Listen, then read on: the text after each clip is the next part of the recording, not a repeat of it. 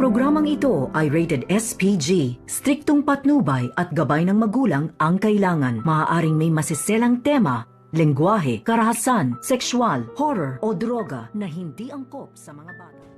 Dahil nga sa pagsunod dito nila Giselle at ni RJ kay Moira ay natagpuan naman nila doon na itong si Moira ay may kinakausap at yun pala ay nandoon rin itong si Baladja. Agad naman kinuha ni Baladja itong si Lolo Pepe upang pahukayin doon sa likod ng bahay dahil dito siya ililibing ng buhay.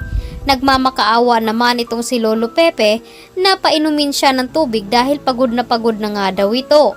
Napapaiyak na lamang itong si Don Pepe, ngunit tatapusin naman daw ang buhay niya, sabi naman dito ni Baladja.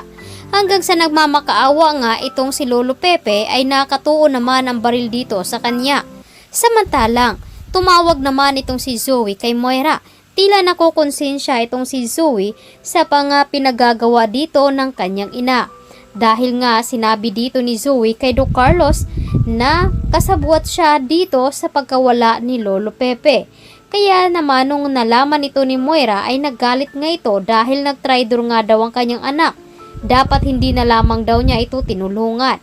Kaya naman sinabi rin dito ni Zoe na sana ay hindi naman siya pumayag na isama doon itong si Lolo Pepe. At ngayon ay mukhang mapapahamak pa itong si Lolo Pepe dahil tatapusin naman siya dito ni Baladja. Samantalang, tumawag naman muli itong si Annalyn dito kay Lynette. Labis ang kanyang pag-aalala at pag-iyak. At nalaman rin dito ni Annalyn na may kasabwat nga itong si Moira at ito nga itong si Zoe. At sinabi naman dito ni Lynette na hindi basta-basta ang pagbibintang. Kailangan daw meron silang sapat na ebidensya. At yun nga ang dapat alamin ni Annalyn na kailangan makakuha siya ng ebidensya na sangkot nga itong si Zoe sa ginawa dito ng kanyang ina.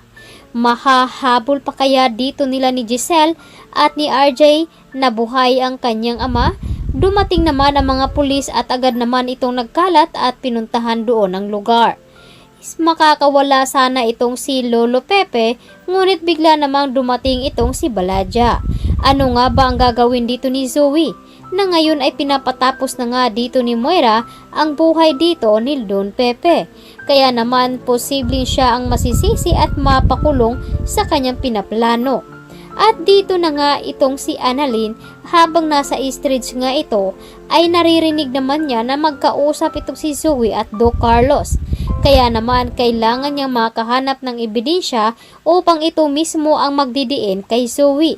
Samantalang, labis naman ang pag-aalala din dito ni Lynette sa kanyang anak dahil ayaw niya na mawalan siya ng apo at dahil nga dito ay gusto nga ni Annalyn na mailigtas ang kanyang Lolo Pepe. Walang kaalam-alam naman itong si Moira na sinusundan naman siya dito nila RJ at napakadilim nga ng lugar. Pumasok nga itong si Moira sa loob ngunit napansin naman ata ni Moira na mayroong nakasunod sa kanya. Kaya agad na lamang itong nagdesisyon na tapusin na lamang itong si Don Pepe. Kaya agad na pumunta doon si Baladja.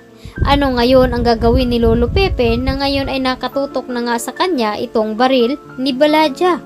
Nagmamakaawa naman ito na huwag siyang tatapusin. Maabutan pa kaya ng mga pulis itong si Don Pepe? Samantalang, kinausap din naman ni Doc Lindon itong si Doc Carlos na nag-aalala lamang itong si Annalyn.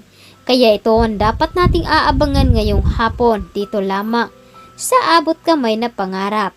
Maraming salamat sa inyong pagtutok at pakikinig dito sa akin.